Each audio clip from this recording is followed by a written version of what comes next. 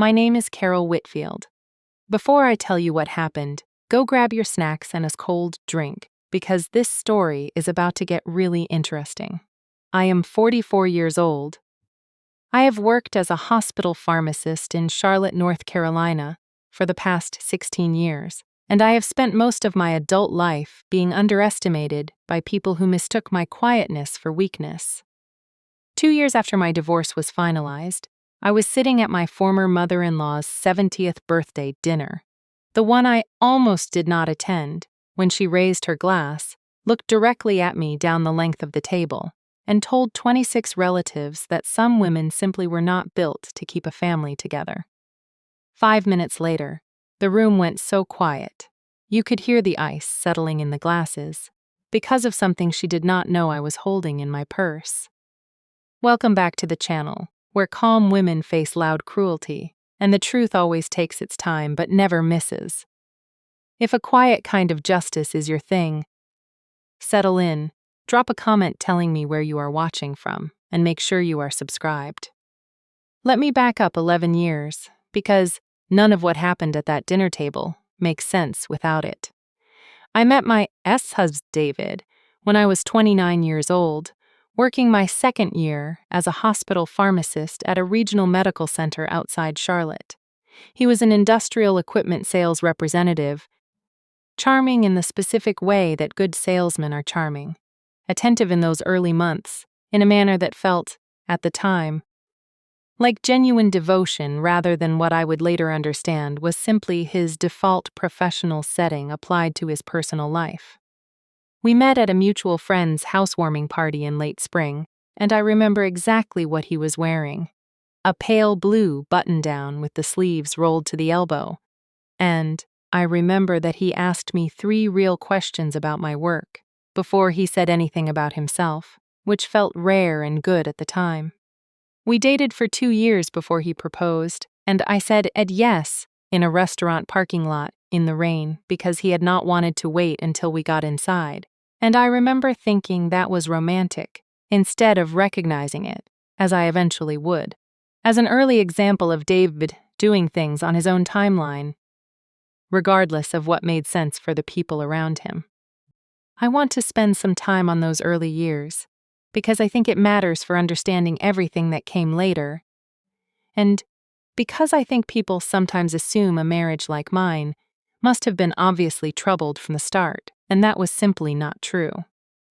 David's mother was named Patricia Whitfield, and from the very first dinner I had with his family, I understood that Patricia operated a household, even an adult household scattered across different homes and cities, the way a queen operates a court. She was not unintelligent.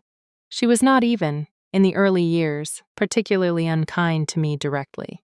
She was simply a woman who had spent 5 decades being the undisputed center of her family's attention. And she had 3 sons, David being the youngest, and she had very clear opinions about the kind of woman each of them should have married. David's oldest brother, Mark, had married a woman named Lisa who came from money, the kind of family with a lake house and a sailing club membership, and Patricia spoke about Lisa with a warmth that bordered on reverence. The middle brother, Stephen, had never married, which Patricia treated as a tragedy she discussed at every family gathering as though it were breaking news, often within earshot of Stephen himself, who had learned to absorb these comments with a kind of practiced blankness that I came to recognize later as its own form of quiet suffering. And then there was David, who had married me, a pharmacist, the daughter of a high school math teacher, and a postal worker from a small town outside Greensboro. Patricia was always polite to me. She was also, from the very beginning, careful to mention, usually within the first 20 minutes of any gathering, some small detail that drew a quiet line between Lisa's family and mine. I remember one Thanksgiving, only my second with the family, when Patricia spent nearly 10 minutes describing the kind of crystal Lisa's mother used for holiday dinners, a particular pattern from a particular estate sale, while my own contribution to the meal, a sweet potato casserole I had made from my grandmother's recipe, sat largely untouched at the far end of the table. I was never insulted directly. I was simply, consistently, reminded of a category I did not belong to. I would drive home from those dinners turning the comments over in my mind, trying to find the exact line that had been crossed, and never quite being able to locate it. Because Patricia was too skilled for that, she left no clean edges to grab onto. Just a residue, building dinner after dinner, year after year. I want to pause here for a moment, because I think this is the part of the story that a lot of people who have dealt with difficult in-laws will recognize immediately. There is a particular skill that some people have for making you feel smaller without ever saying anything you could point to directly and call rude. Patricia had that skill refined to an art form. She would compliment my cooking and then mention, in the same breath, how much David used to enjoy the catering at Lisa's family events. She would ask about my work at the hospital, asks thoughtful-sounding questions about my shifts and my patients, and then pivot within 2 sentences to a story about Lisa's volunteer work on some museum board, framed in a way that made philanthropy sound like the only truly admirable use of a woman's time. I spent the first several years of my marriage telling myself I was being too sensitive, that Patricia meant well, that this was just how some mothers were with their sons' wives, a kind of unconscious competitiveness that did not reflect anything personal. I told myself this so many times that I genuinely believed it for a while. I even defended her once to my own sister, who had visited for a weekend and witnessed one of these dinners first-hand and asked me afterward, with real concern in her voice, whether I realized what she had just watched happen. I told my sister she was overreacting. I have thought about that conversation many times since. David and I married when I was 31. The wedding itself was a small, complicated negotiation of budgets and guest lists, during which Patricia made it clear, gently but unmistakably, that she felt the venue I had chosen, a restored barn outside Charlotte that I genuinely loved, with exposed beams and string lights and a view of rolling hills that turned gold in the late September light, was a step down from what David's family typically did for weddings. She offered, more than once, to contribute additional funds towards a more, in her words, appropriate location, mentioning a hotel ballroom downtown where Mark and Lisa had married 3 years earlier. I declined. David did not push me to accept her offer, which at the time I took as a sign of his loyalty to me. Though looking back, I understand now that David rarely pushed against his mother on anything that did not directly inconvenience him.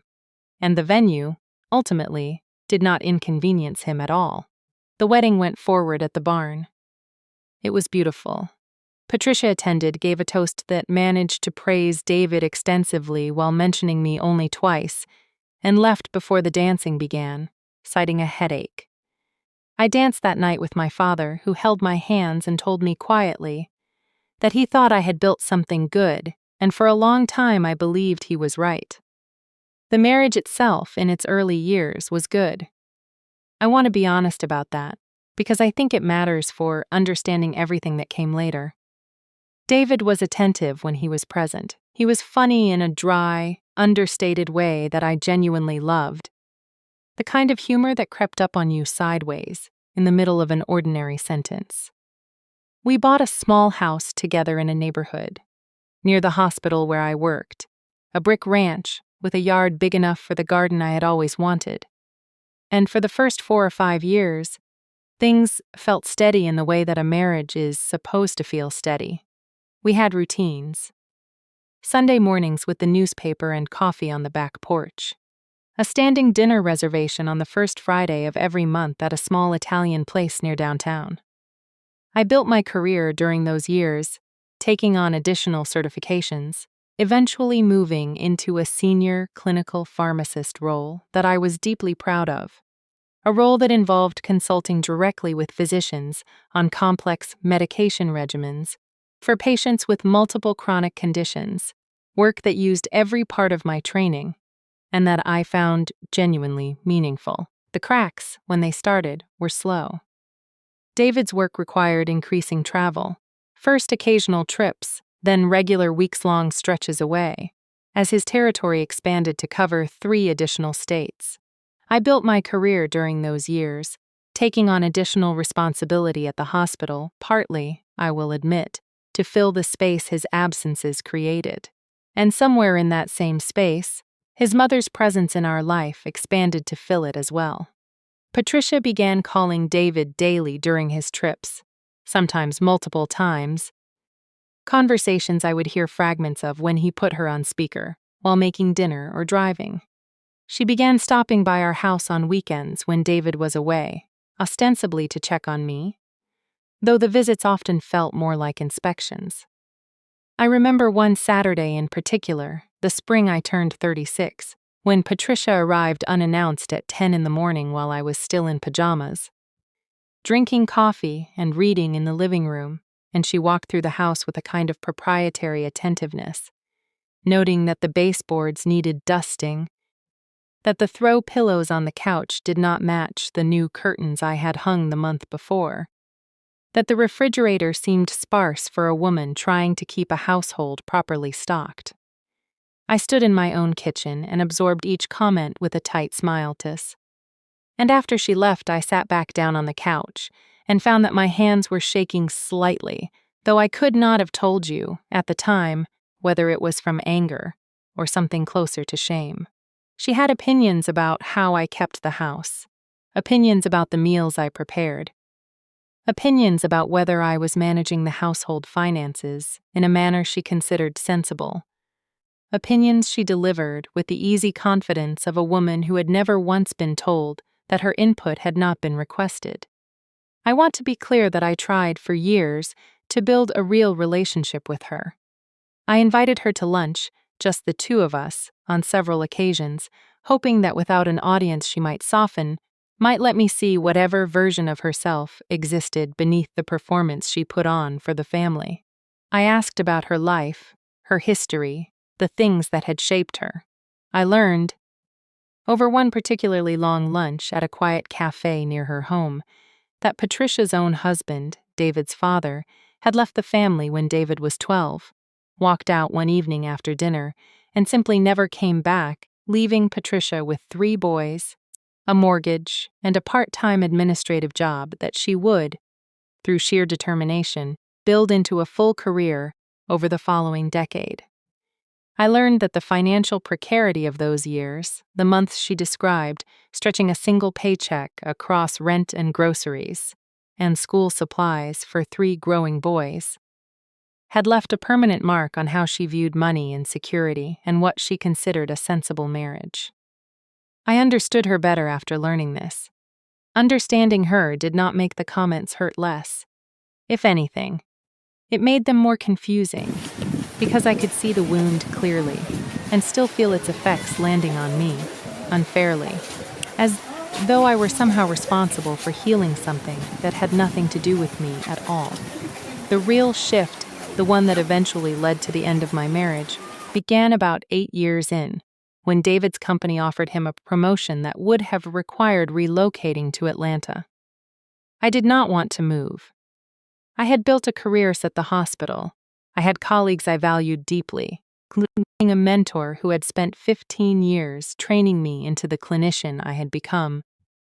I had a clinical specialization that did not transfer easily to a new institution, without years of rebuilding trust and relationships, and I told David honestly that I needed us to discuss this as a real decision rather than something already decided.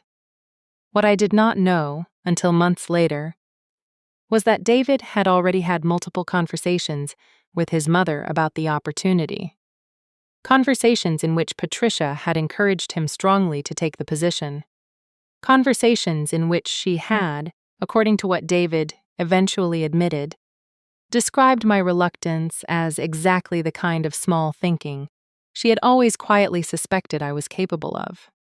I am going to tell you about the conversation that changed everything, but first, you need to understand what I had already been carrying for 2 years before that conversation happened.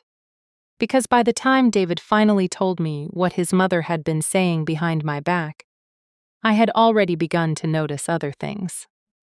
I had noticed that David had started deferring to Patricia's opinions on decisions that used to be entirely between the two of us. What neighborhood we might eventually want for a family, what kind of car to buy, even small things like which holidays we spent where and for how long. I had noticed that arguments between David and me increasingly seemed to echo phrases I recognized as distinctly Patricia's, turns of phrase about practicality and sensible choices, and what a real partner would do, phrases that did not sound like David's natural way of speaking, phrases that landed in our conversations like objects dropped from somewhere else entirely. I had started to feel, in my own marriage, like I was negotiating with two people instead of one, except only one of them was actually in the room, and the other one's opinions seemed to carry more weight than my own, even in her physical absence. I remember a specific evening, maybe a year before the Atlanta conversation, when David and I disagreed about whether to refinance our mortgage, a fairly ordinary financial decision that should have involved nothing more than the two of us and our own bank statements. David kept returning to a particular argument, an argument about long-term equity building versus short-term flexibility, phrased in language that felt oddly formal for him. And when I finally asked, somewhat exasperated, where he had gotten such a specific framework, he admitted, almost sheepishly, that he had mentioned the decision to his mother over the phone, and she had walked him through her thinking. I remember feeling something cold move through my chest in that moment. Not because the financial advice was bad, it was actually reasonable advice, but because I understood with sudden clarity that my husband had been outsourcing pieces of our shared decision-making to a woman who was not part of our marriage, without ever discussing that habit with me first.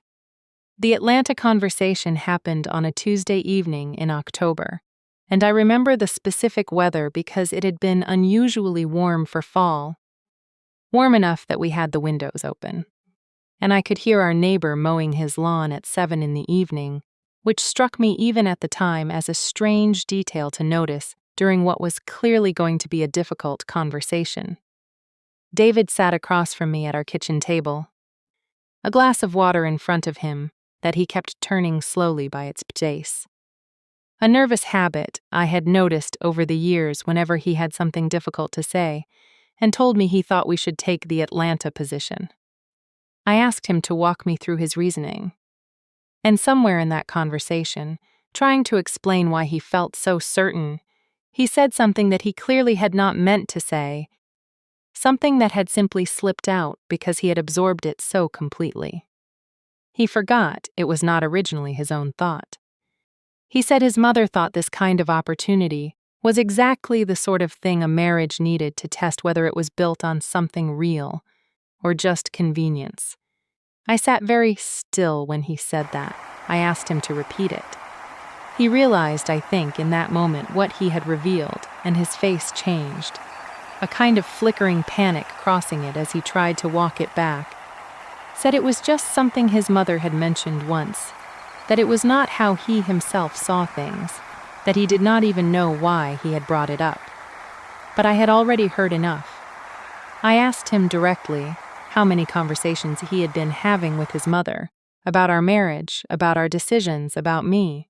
And slowly, reluctantly, over the course of that evening, sitting at that same kitchen table as the light outside faded from gold to gray to dark, it came out. Patricia had been, for at least 2 years, an active and largely invisible participant in the architecture of my own marriage. She had opinions about whether I should have pursued my senior clinical role, given how it limited my flexibility for David's career. She had opinions about whether we should have children yet, opinions that leaned toward no, given her stated concerns about whether I was, in her words to David, fully committed to building a life centered on the family rather than on my own ambitions, a comment that landed especially hard given how much of my own ambition I had already quietly folded into accommodating David's travel schedule over the years. She had opinions about nearly every significant decision in our marriage, and David had been bringing those home and presenting them to me. Slowly, as though they were simply reasonable points worth considering, without ever telling me where they actually originated. I did not yell that night. I want you to understand that about me, because it matters for understanding everything that happened later. I am not a person who raises her voice when something devastating becomes clear to me. I become very quiet. I become very still. And in that stillness, I think more clearly than I do in almost any other emotional state. I sat at that kitchen table and I asked David one question. I asked him whether he had ever, in 8 years of marriage, told his mother to stay out of decisions that belonged only to the two of us. He did not answer right away. He looked down at the glass of water in front of him, and the silence stretched long enough that I could hear the refrigerator humming in the next room. And his silence was, in its own way, the most complete answer he could have given me. We did not move to Atlanta. But something had broken that I did not know yet whether could be repaired. Over the following year, I watched for changes. I watched to see whether David, having been confronted directly with the pattern, would begin drawing different boundaries with his mother. There were small efforts, I will give him that. He stopped relaying her opinions to me as directly. He started occasionally telling her on the phone that a particular decision was between him and me. But the deeper pattern, the fundamental orientation of where his loyalty defaulted to when something difficult arose, did not change.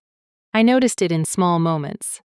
The way he would still grow visibly tense before her calls, the way he would still, almost reflexively, mention her name when justifying a position he held. I began to understand something about David that I had perhaps always sensed, but never let myself fully name. He had never actually left his mother's household. Not really, not emotionally. He had simply added a second household to the orbit of the first. And when the two households came into conflict, he did not know how, or perhaps did not want, to choose anything other than the orbit he had always known. The marriage ended slowly rather than dramatically, over the course of about 1.5 years. There was no affair, no single catastrophic betrayal that I could point to as the cause. There was simply an accumulating exhaustion, a sense of having spent a decade negotiating not just with my husband, but with an invisible third party whose opinions carried more weight in my own home than my own did.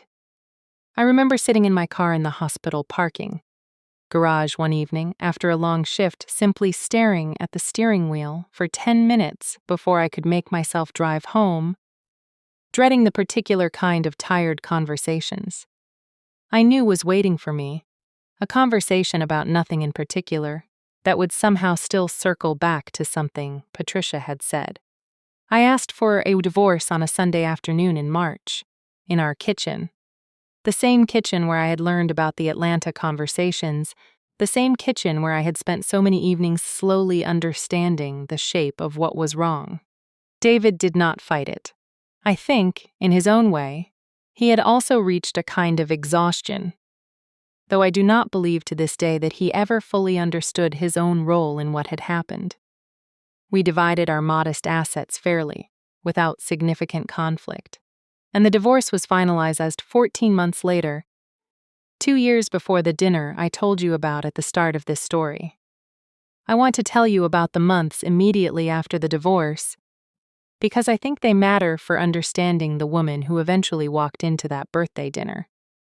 The first year was hard in a way that surprised me. I had expected relief, and there was relief, real and substantial. But there was also a strange grief, not entirely for David himself, but for the version of my life I had imagined building, the version where the early warmth of those first years had simply continued uninterrupted. I leaned hard on my work during that year, picking up extra shifts, throwing myself into the residency teaching program at the hospital, and I leaned on my sister, who let me cry on her couch more than once without ever once saying "I told you so," even though she would have been entitled to. Slowly, over that first year, something in me began to settle. I redecorated the house, the same brick ranch David and I had bought together, repainting the bedroom a soft sage green I had always wanted, and David had always vetoed. I started running in the mornings before work, something I had never made time for during the marriage. I rebuilt, piece by piece, a life that felt entirely my own. I did not expect, after the divorce, to have any ongoing relationship with Patricia at all, and for the first year, I did not. But David's family, it turned out, had a complicated web of shared friendships, mutual social circles, and overlapping events that meant complete separation was not as simple as I had imagined. Mark, David's oldest brother, had children who were close in age to my niece, my own sister's daughter, and the two families had become genuinely close over the years through shared birthday parties and school events that had nothing to do with David and me directly. Lisa, Mark's wife, had become, somewhat unexpectedly, one of the people I trusted most in that entire extended family, a woman who had watched the dynamics with Patricia for years from the relative safety of being the daughter-in-law Patricia approved of, and who had, on more than one occasion in private, told me quietly that she thought Patricia's treatment of me had been genuinely unfair. It was Lisa, in fact, who called me about Patricia's 70th birthday dinner.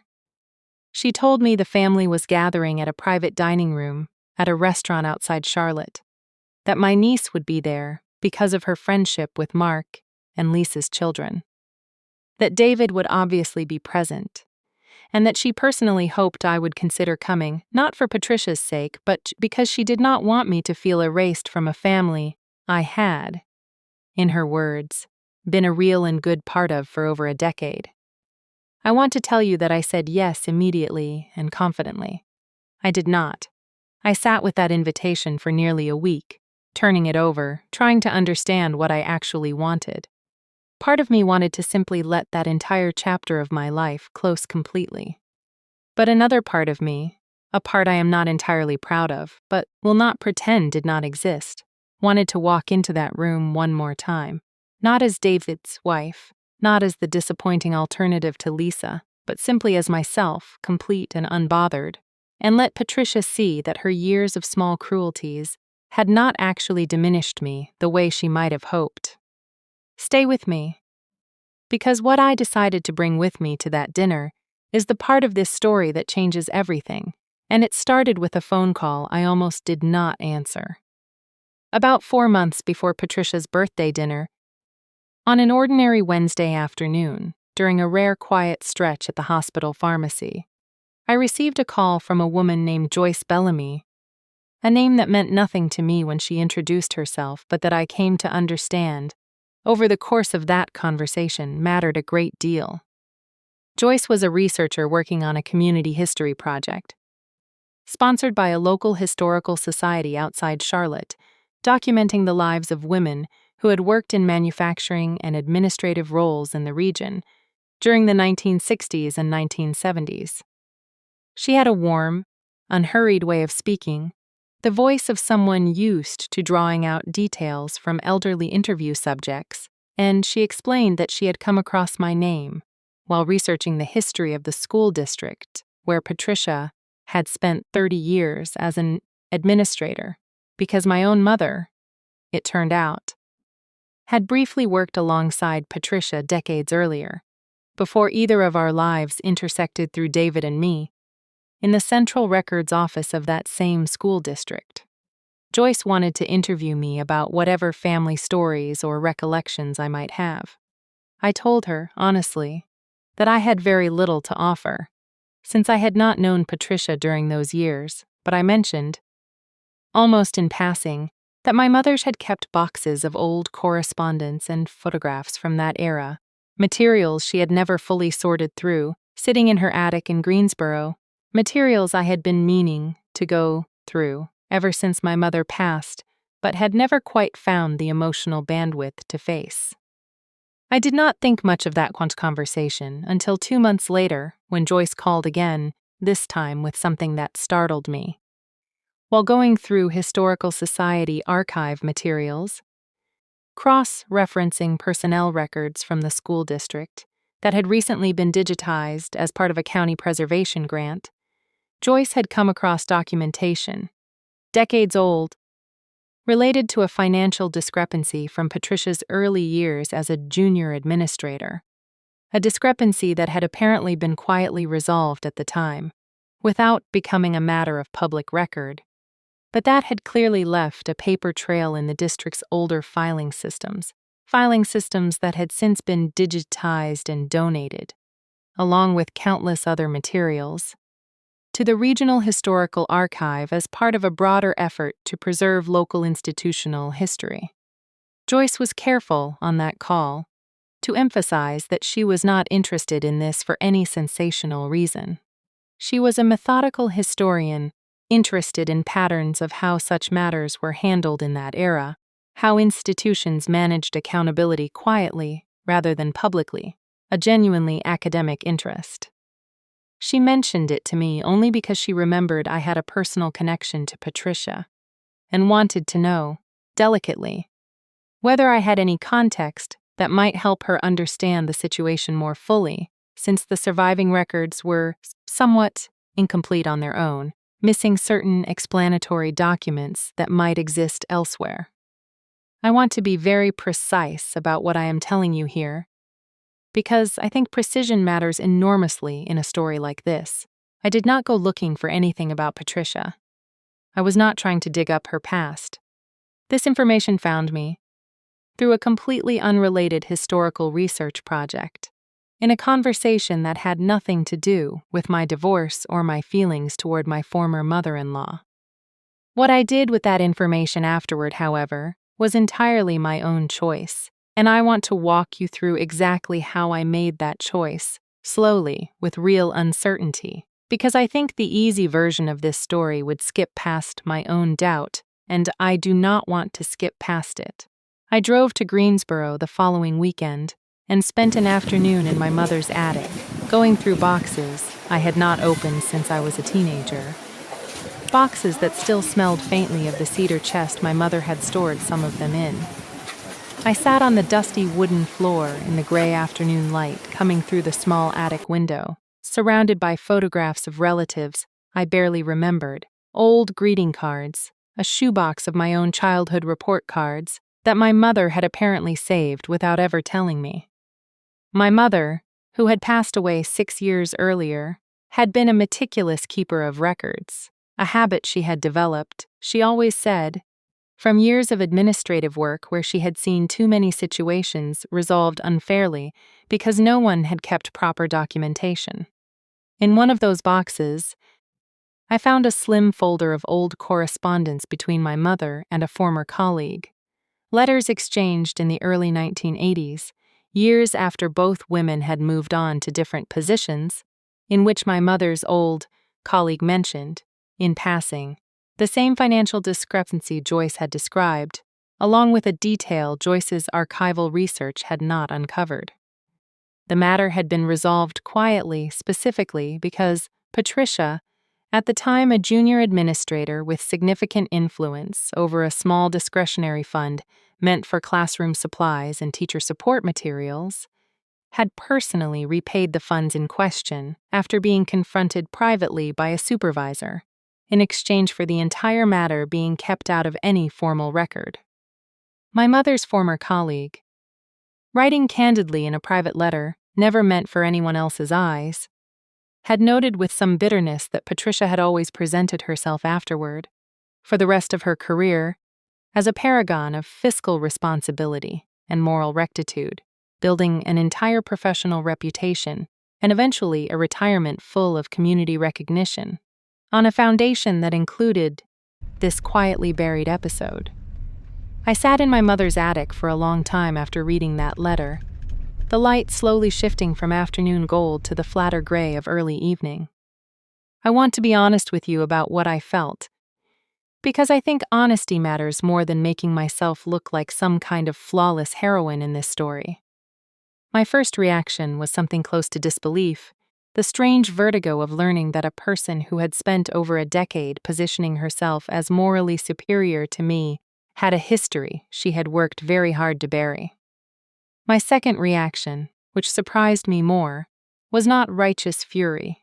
It was something quieter and more complicated. I felt the particular ache of understanding a person more fully. The way you sometimes understand someone better after learning about a wound or a failure they have spent their whole life trying to outrun. I thought about Patricia raising 3 boys alone after her husband left her with very little.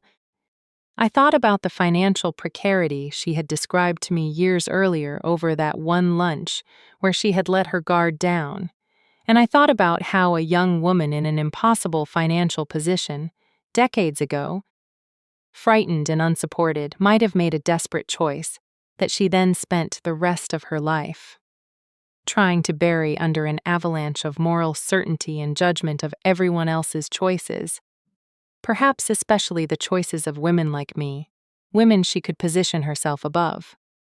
I called Joyce back 2 days later, mostly to thank her and to gently decline to provide any further family context, telling her only that my mother's records did not contain anything substantial enough to be useful for her project, which was, in its way, both true and not entirely true. I did not mention the letter. I did not decide, in that moment, to ever use it for anything. I put the folder in my bag, drove home, and did not look at it again for nearly 2 months. What changed my mind was not malice, sitting alone with that information in the quiet of my own house. It was the dinner itself, and the particular way Patricia chose, in front of 26 people, to use her own moral authority as a weapon against me one more time, as though I had not already given her 10 years of opportunities to simply leave me in peace. I arrived at the restaurant on the evening of Patricia's 70th birthday, wearing a simple navy dress, my hair pulled back, feeling more like myself than I had felt at any family gathering in years. Lisa greeted me warmly at the door, squeezed my hand, and told me she was glad I had come. My niece ran up to hug me, which steadied something in my chest that I had not realized was unsteady. David, when he saw me, looked briefly uncertain, then offered a polite, slightly awkward greeting, which I matched in tone. The room was full of extended family, cousins and aunts, and old family friends I had known for over a decade. People who greeted me with genuine warmth, which I noticed, with some private satisfaction, seemed to visibly irritate Patricia from her seat at the head of the table, decorated with white roses and gold ribbon for the occasion. For the first hour of the dinner, things proceeded normally. There were toasts to Patricia's health, her decades in education, her role as the matriarch holding this large extended family together, delivered first by Mark, then by a longtime family friend, each toast met with warm applause and the clinking of glasses. I sat quietly, ate my meal, spoke pleasantly with Lisa and a cousin of David's I had always liked, catching up on the ordinary texture of each other's lives, and felt, for the most part, that I had made the right choice in coming. The waitstaff cleared the entree plates and began bringing out coffee and the first slices of a towering, elaborately decorated birthday cake. And I remember thinking, watching the candles being lit, that the evening might simply end this way, pleasant and uneventful, a chapter quietly closing without further incident.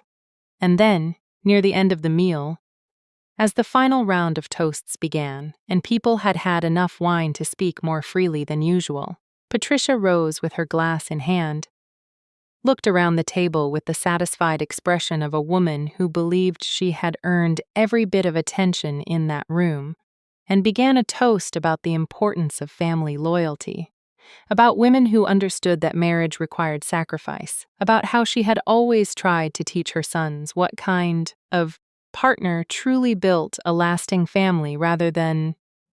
And here her eyes moved deliberately down the table and settled directly on me.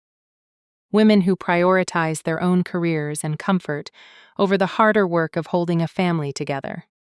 She went on for nearly a full minute in this vein, her voice carrying easily across the private dining room, gesturing once toward Lisa as the kind of woman she meant, the implicit contrast unmistakable to everyone seated at that table. The table went quiet in that particular way a room goes quiet when everyone has heard something cruel said directly, and everyone is waiting to see what happens next. I felt my face go warm. I felt, for just a moment, 18 years old again, small and reduced in exactly the way Patricia had always specialized in making me feel. The old familiar heat rising in my chest, the urge to simply look down at my plate and let the moment pass the way I had let so many moments pass over the years. And then, I want to tell you, something settled in me instead, not anger exactly. Something steadier than anger, something that felt almost like clarity arriving all at once, the way a fog sometimes lifts in a single sustained gust of wind. I did not raise my voice. I did not stand up dramatically. I simply set down my fork, looked directly at Patricia, and said, calmly, that I appreciated her thoughts on loyalty and family. And that loyalty was actually something I had been thinking about a great deal recently.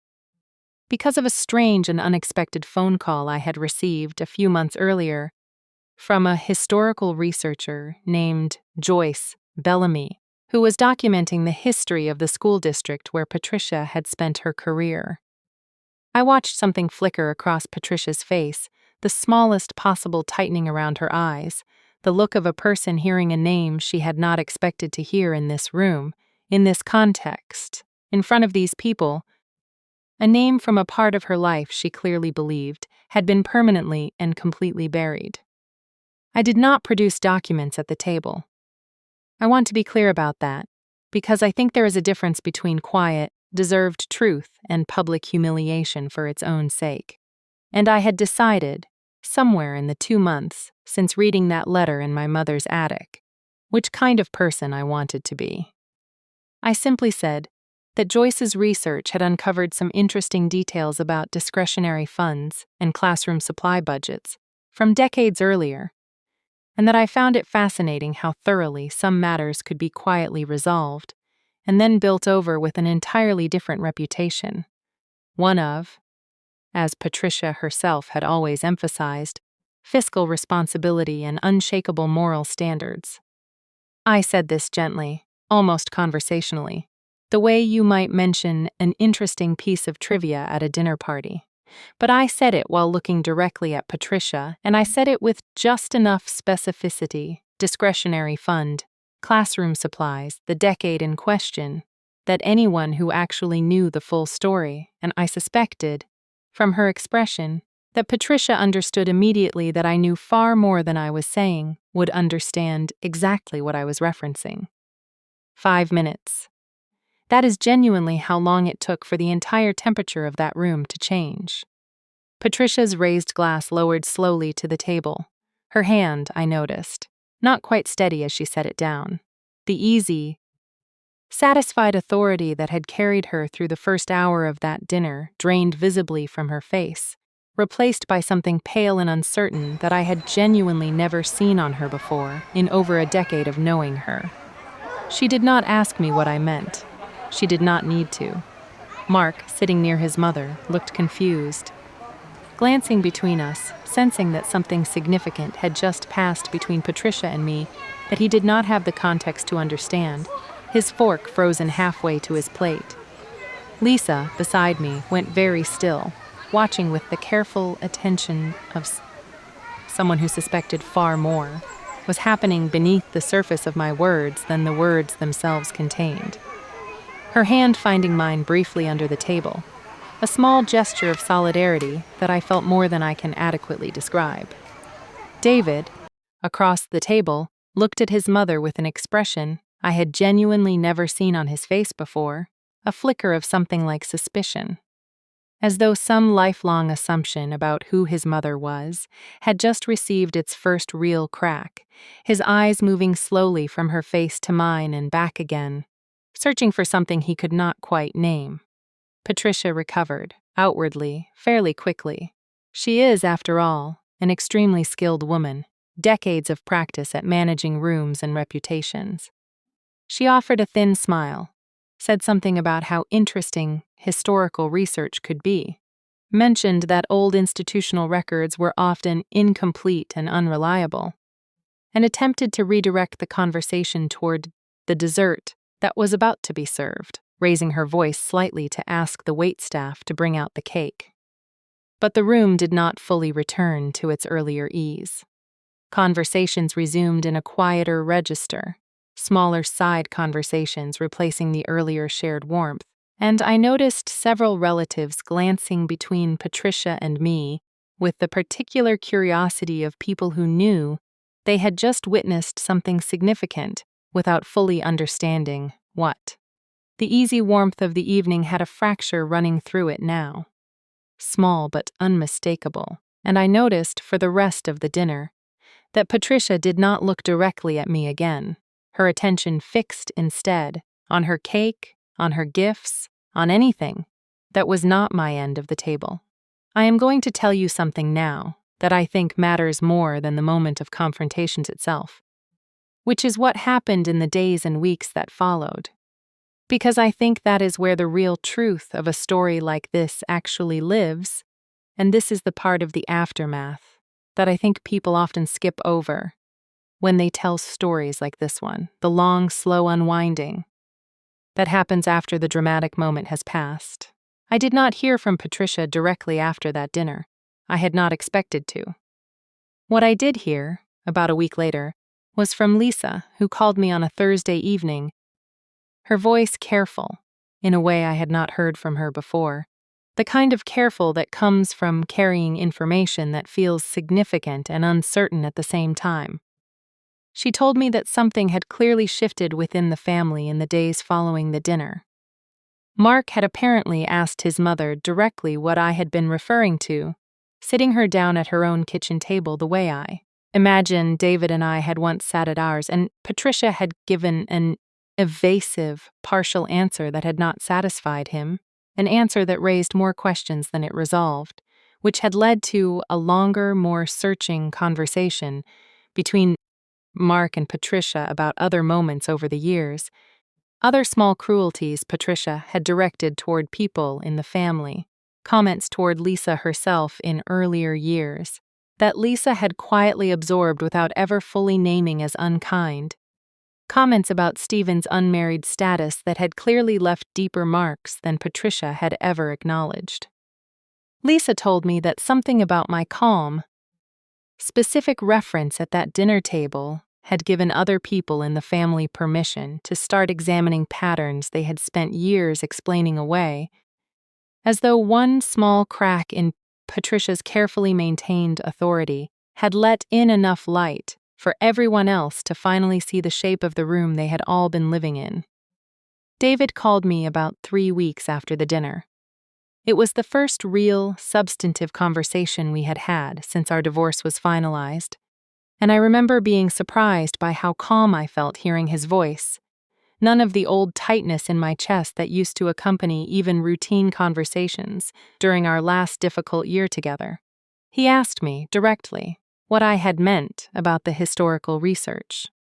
I told him the truth, the whole truth, exactly as I have told it to you, including the part about how this information had found me, rather than the other way around, and including my own complicated feelings about Patricia's history, the understanding alongside the anger, the way both things could be true of a person at the same time. David was quiet for a long time on the phone, long enough that I asked if he was still there, and then he said something that surprised me. He said he thought, for the first time in his life, he was beginning to understand certain things about his childhood, about why his mother had always demanded such absolute, unquestioning loyalty from her sons, about why she had reacted with such intensity whenever any of them, especially him, seemed to be building a primary loyalty to someone outside her own household. He said he thought, possibly his mother's entire relationship with control and reputation had been built around protecting a wound she had never let anyone see, a wound that had perhaps started with his father leaving and deepened with whatever had happened at that school district decades earlier, 2 betrayals of trust that she had spent the rest of her life trying to outrun by becoming, in every visible way, beyond reproach. I told him I thought that was probably true. I also told him that understanding why someone behaves a certain way does not erase the damage that behavior does to the people around them, and that I hoped, for his own sake, he would think carefully about what kind of loyalty he wanted to build going forward, in whatever relationships came next in his life, whether romantic or otherwise. I want to tell you what happened to Patricia, and to the rest of the family, in the months that followed, because I think the aftermath of a story like this matters as much as the confrontation itself, and I think it is more honest than pretending everything resolved neatly in a single dramatic evening. Patricia did not face any formal consequence. The discrepancy from decades earlier was far too old, far too quietly resolved at the time, to ever become any kind of legal or professional matter. She kept her pension, her reputation in the broader community, her standing at the school district reunions she still occasionally attended, the framed commendations that still hung in her hallway. What changed was smaller and, in some ways, more significant than any public reckoning could have been. Within her own family, the unquestioned authority she had held for decades had developed, a permanent crack that never fully closed. Mark began setting boundaries with her that he had never set before, particularly around how she spoke to Lisa and to their children, telling her plainly, according to Lisa, that certain comments would no longer be tolerated at family gatherings. Stephen, the middle brother, who had spent years absorbing Patricia's commentary about his unmarried status, began, according to Lisa, pushing back for the first time in his life when Patricia made comments he found hurtful. Even bringing a partner to a family gathering for the first time in years. A quiet act of self-assertion that Lisa said felt directly connected to whatever had shifted in the family after that dinner. And David, in the 2 years since that dinner, has by all accounts built a noticeably more independent relationship with his mother, one with actual boundaries, one where he no longer simply absorbs and relays her opinions as though they were his own. A change that I think, in some strange way, came too late for our marriage, but not too late for whatever relationships he builds next. I think about that folder sometimes, sitting now back in a box in my own closet rather than my mother's attic. I have never used it again. I have never needed to. The information did its work in a single quiet sentence at a dinner table, and I have never felt the need to revisit it since, though I have, on occasion, taken it out and reread the letter, not out of any lingering desire for further confrontation, but simply to remind myself of how much weight a single quiet truth, deployed carefully and without cruelty, can actually carry. I think there is a version of this story where I could have done more, could have been louder, could have made sure everyone at that table understood every specific detail of what I knew, could have spelled it all out in front of the whole room and watched Patricia's reputation collapse completely and publicly. I chose not to, and I do not regret that choice. I think the quietest forms of truth are often the most powerful, precisely because they leave room for the person who receives them to sit with their own conscience rather than simply defending themselves against a public spectacle. And a person defending themselves rarely changes, while a person sitting alone with their own conscience sometimes does. My own life in the 2 years since that dinner has been good in a way that surprises me sometimes with its simplicity. I still work at the hospital, and I have taken on a teaching role for new pharmacy residents that I find deeply satisfying, watching young clinicians develop the same careful attention to detail that my own mentor once instilled in me. I see Lisa and my niece regularly, a relationship that has remained genuinely warm and entirely independent of David or Patricia, lunches and weekend visits that have nothing to do with the family drama that once defined so much of my life. I have slowly begun dating again, carefully, without urgency. Meeting people through friends and through a running club I joined the year after the divorce, taking my time in a way I never quite managed during my 20s. And I have noticed, in small moments, a kind of settledness in myself that took years to build. the quiet confidence of a woman who spent over a decade being told in countless small ways that she did not measure up to some other standard, some other woman, some other version of a wife, and who eventually understood that the standard itself had been unfair, and the people measuring her against it had their own unexamined wounds driving their judgment. If someone in your life has spent years finding small ways to make you feel like you do not measure up, while building their own reputation on a foundation they have never had to examine honestly, I think you understand exactly the feeling I am describing. I want you to know that the quiet, steady work of building your own life, on your own terms, while staying dignified rather than bitter, eventually becomes its own answer to every small cruelty you absorbed along the way. You do not always need a dramatic confrontation. Sometimes the truth simply needs one quiet sentence, at the right moment, in the right room, and the silence that follows tells you everything you need to know about how much weight that truth was always carrying. Tell me your story in the comments. I read every single one,